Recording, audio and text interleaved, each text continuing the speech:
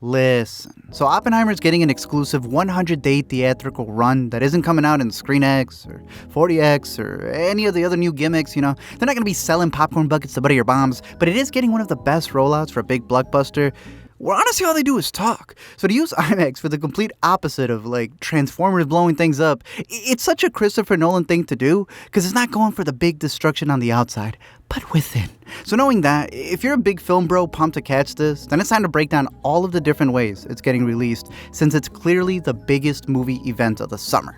Let me explain.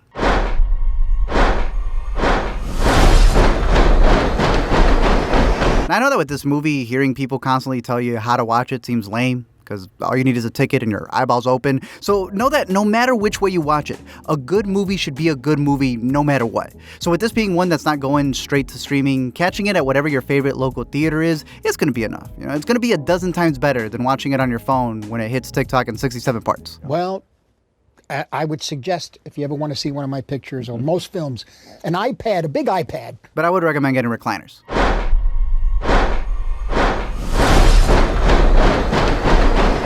Next up would be the Dolby screens, and this also goes for all of the other big formats that other theater chains have, like EMAX, RPX. I know Cinemark has their Disney XD, but I personally would shout out Dolby Atmos theaters because to me, they're the most consistent throughout the country. The colors in this movie are so rich, and I think the contrast that Dolby theaters have would really highlight that. On top of that, I am the guy who loves IMAX because of how much taller the ratio is, but this video is about how you should watch the movie. And I know that a lot of people may not like that it switches from being extra tall to then the black bars, and extra tall and the black bars, over and over throughout the movie. So seeing it in Dolby or any of the big screens that the theaters like to tout, that would fix the ratio and keep it all the same throughout. So while it may be lower on my list for that reason, it could be the number one for you, especially for the sound, because that's honestly the one thing that I think this option has over a lot of the other ones, because it's going to be nice and loud.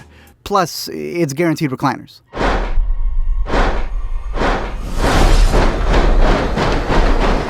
Next up are the film options, and I know that there's been a big divide between filmmakers on whether they like shooting on digital versus shooting on film, which, you'll get farther talking about politics and getting film bros to agree on which one is better. But what happens most of the time is that regardless of how they shoot, it's going to end up being digitized to play in most theaters off of a USB or online. And obviously most people have disc players at home. They don't have a rinky-dink projector. But once ever so often, there is a big release where it is shot on film, like Nolan does, and then they send out film reels for whatever projections are still out there. It's like vinyl for movie nerds, but a lot better in my opinion. The only problem is that what makes it cool is that it is a team effort. It's not a plug and play. An actual projectionist is putting the film together when it arrives. They are loading it into the machine all the time and then taking care of it because it can deteriorate the longer they play it and even the longer they store it. Yet that's where I'll be honest, since I don't work for the movie studios, it can either be the most glorious projection you've ever seen with the warmest colors and magical film grain,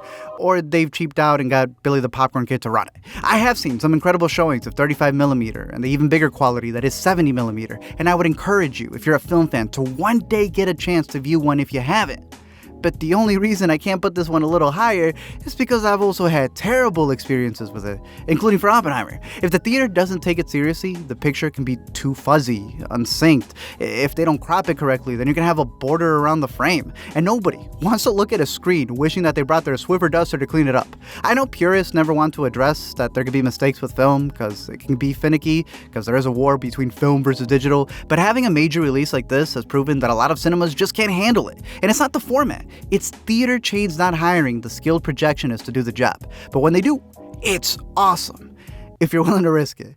Or else it's like you're stuck with a bad barista for 3 hours. The best way to approach it, in my opinion, is with this map that they posted up on Reddit that put together the ultimate guide that marks down every single 35mm and 70mm theater, along with which IMAX is IMAX. And I'm going to link that down below. My recommendation is to not go to the department store multiplexes because they tend to cut corners and ruin people's opening nights who traveled all across the country. So in my opinion, you should go to the art house theaters around you, and especially a museum, because that's where I would go if you truly want to experience a film showing.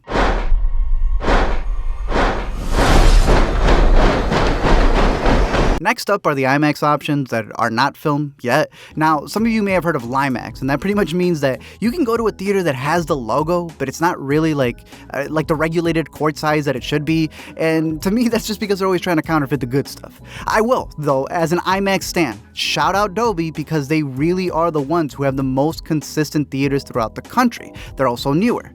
But when you find the right IMAX, it doesn't even compare.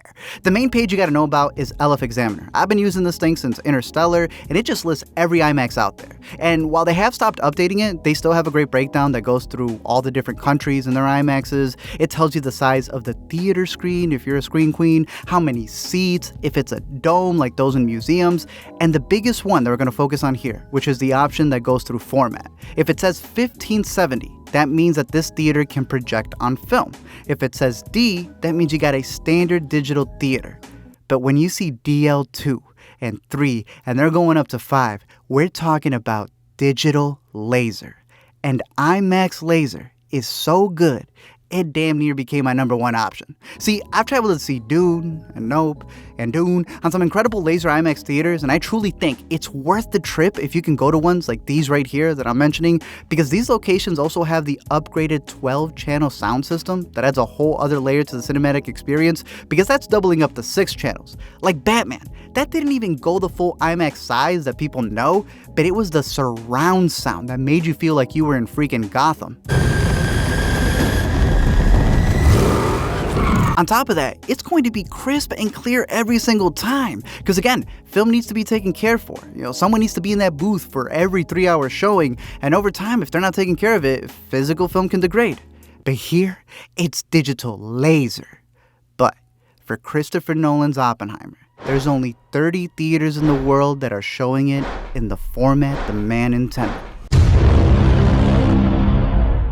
Now here, they're keeping Billy on the butter stand. This format, IMAX 70mm, isn't just for the truest and biggest IMAX screens, but in some cases they are flying in the best projectionists in their field to run this thing. So these 30 spots that you can find on the IMAX website that I'll link below are certified. So if the regular 70mm showings intrigued you, this is 3 times that in quality. Compared to the laser projectors, which we were just mentioning that are in 4K, this can go up to a whopping 18K. 18! For this movie, you're going to see it in 18K. IMAX can contain 18K resolution per frame, which is by far more than any digital camera. The colors, the textures, the projector filling in the silence to make its presence known during the quiet scenes. The fact that the entire movie was shot on film with all the effects done in camera so that they wouldn't have to edit it by digitizing it and adding CGI, that they invented black and white IMAX film stock for the first time, I think makes this worth it. The story of a man who used chemistry to fulfill his project, being told by a man in a format where chemicals come together to project his project. And they won't understand it until they've used it. Now, Chicago got rid of our Navy Pier IMAX theater recently, and so we had to get rid of Lori Lightfoot. So the closest one that we had was in Indianapolis at their museum, where we made the trip to go catch it in glorious 70mm IMAX. And I can confirm that this theater gets the work of art approval. They gave out free film strips with new ones coming out every single week, so if you're planning to catch it in IMAX 70mm, that's an extra perk. On top of that, they made a special Manhattan cocktail that was fantastic, and they even introduced a guy projecting it. The print arrived about a week ago. It came in 9 boxes in 53 pieces. And our projectionist, Wayne, who is projecting tonight up in the booth, assembled it over the course of 3 days into one 11-mile-long, 600-pound print. Everybody give a cheer.